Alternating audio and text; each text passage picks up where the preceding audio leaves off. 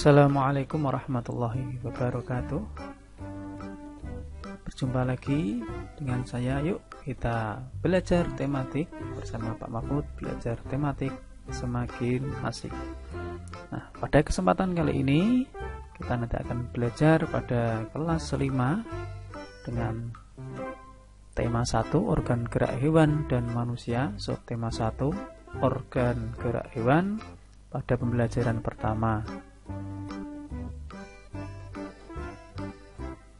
Kemudian pada pembelajaran kali ini kegiatan pembelajarannya adalah sebagai berikut.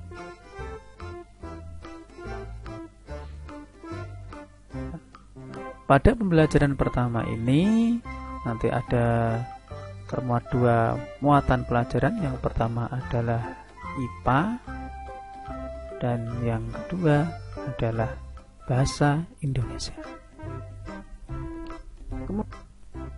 Kemudian untuk tujuan pembelajarannya sebagai berikut.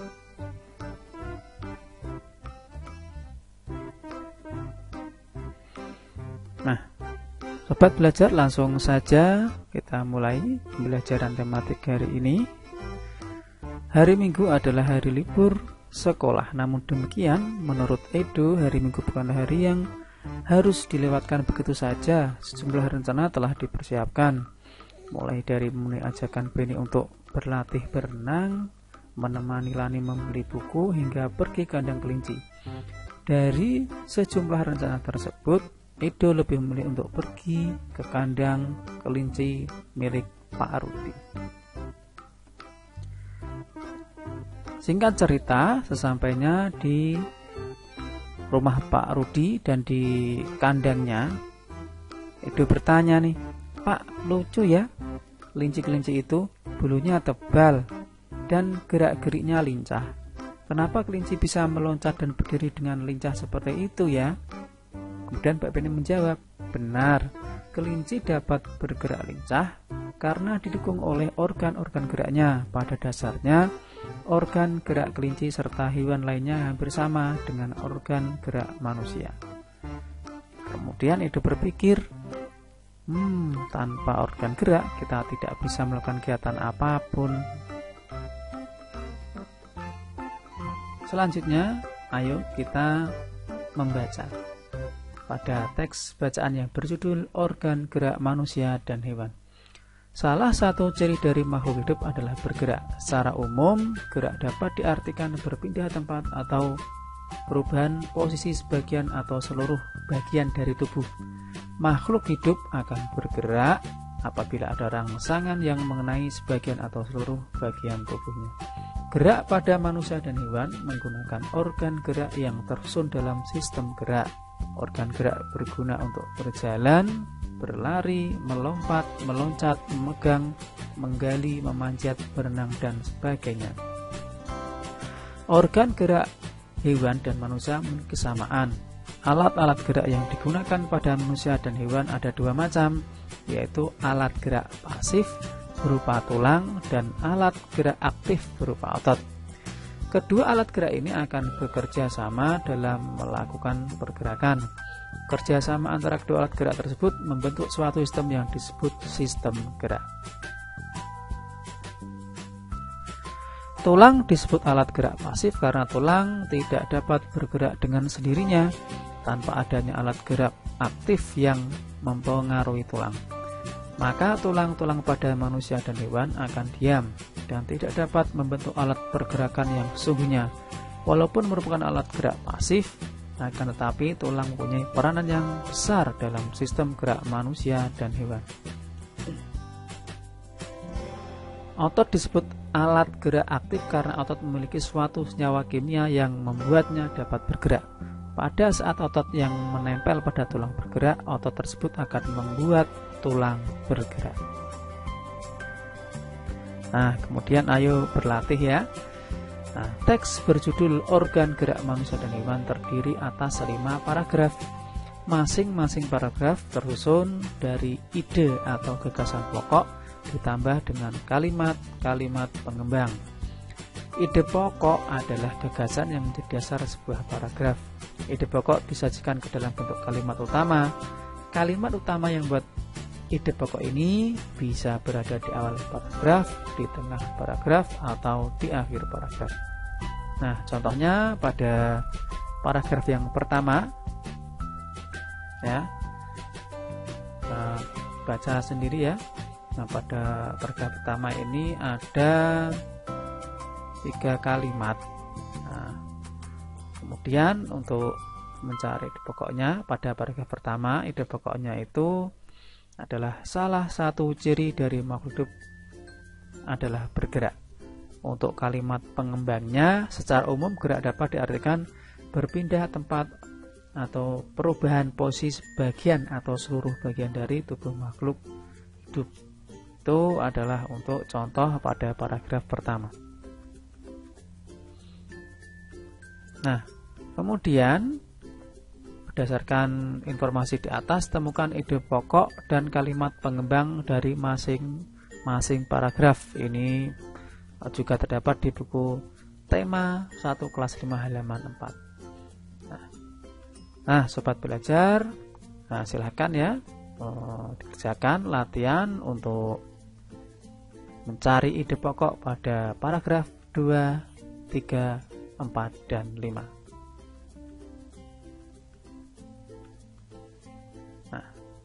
Sobat belajar, di mana sudah dikerjakan? Ayo kita bahas bersama-sama ya, apakah kerjaan kalian sudah betul?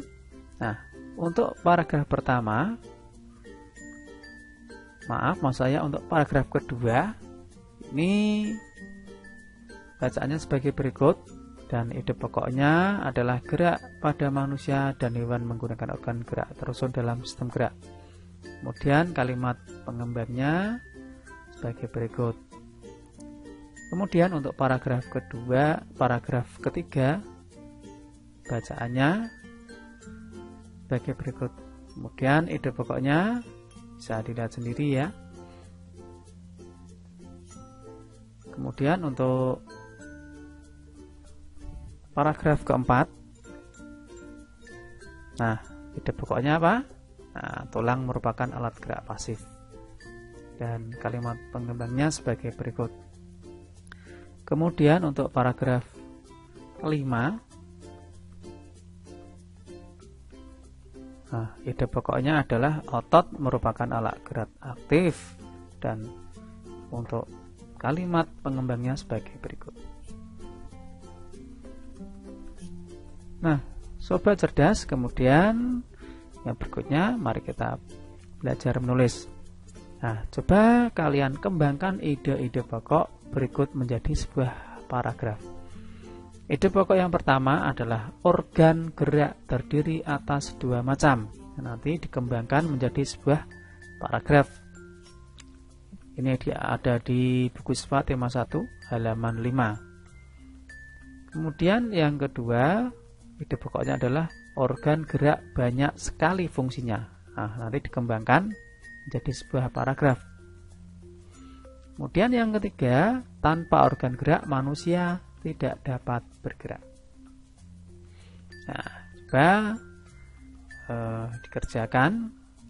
Kita latihan menulis, membuat atau mengembangkan sebuah paragraf melalui ide pokok. Nah, sudah selesai? Nah, mari kita bahas bersama-sama. Nah, untuk ide pokok pertama, itu bisa dikembangkan menjadi paragraf seperti ini.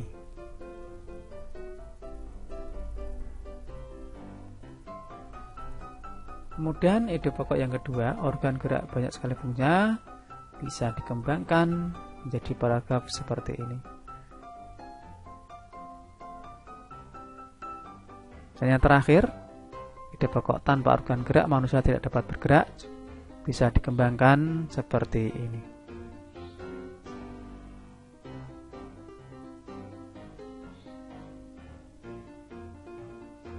Nah, sobat belajar, kemudian selanjutnya mari kita berdiskusi ya. Kamu sudah berhasil menentukan ide pokok dari masing-masing paragraf bacaan organ gerak manusia dan hewan di atas. Sekarang coba diskusikan dengan temanmu tentang ide pokok suatu bacaan.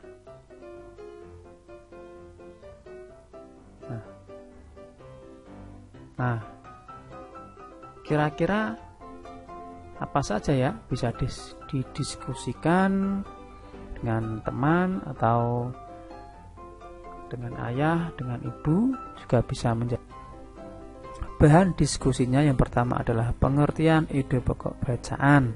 Kira-kira apa itu tuh ide pokok bacaan? Yang kedua, fungsi ide pokok bacaan. Yang ketiga, cara menentukan ide pokok bacaan.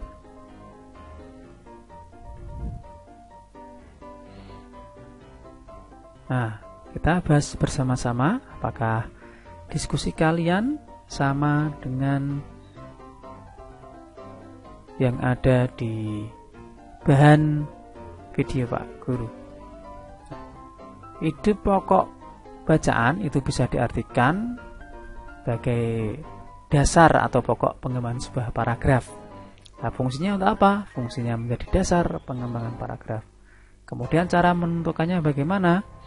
Membaca kalimat dalam paragraf satu demi satu, menentukan inti paragraf tersebut. Inti paragraf itulah yang disebut ide pokok atau pikiran utama.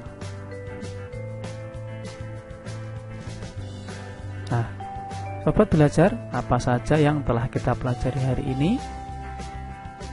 Nah, saya beri penguatan ya. Gerak pada manusia dan hewan menggunakan organ gerak tersusun dalam sistem gerak. Organ gerak manusia dan hewan memiliki kesamaan, yakni tulang dan otot. Tulang merupakan alat gerak pasif, otot merupakan alat gerak aktif.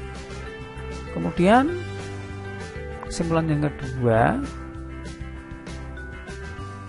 ide pokok bacaan adalah ide atau gagasan yang menjadi dasar atau pokok pengembangan sebuah paragraf yang berfungsi menjadi dasar pengembangan paragraf. Cara menentukannya, membaca kalimat dalam paragraf satu demi satu, menentukan inti paragraf tersebut. Inti paragraf itulah yang disebut dengan pokok pikiran atau pikiran utama.